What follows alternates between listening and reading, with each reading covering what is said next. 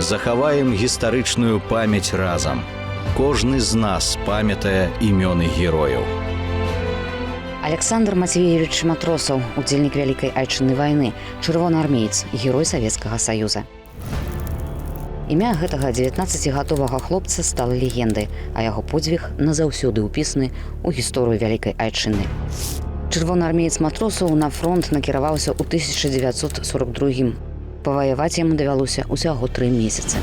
27 лютага 1943 года батальён, у якім служыў Александр, атрымаў задачу атакаваць апорны пункт праціўніка ў раёне вёскі Чарнушкі Пскоўскай вобласці. Толькі байцы выйшлі з лесу, па іх з дзотаў ударылі адразу 3 варожыя кулямёты. 2 дзоты знішчылі аўтаматчыкі і бранябойшчыкі, 3-й кулямёт працягваў страляць. Тады чырвонаармеец Матросаў падабраўся да амбразуры і кінуў у яе 2 гранаты. Кулямёт замоўк. Як толькі байцы падняліся ў атаку, стральба пачалася зноў. У гэты момант Александр кінуўся да дзота і закрыў яго сваім целам, цаной уласнага жыцця, ратуючы жыцці аднапалчан.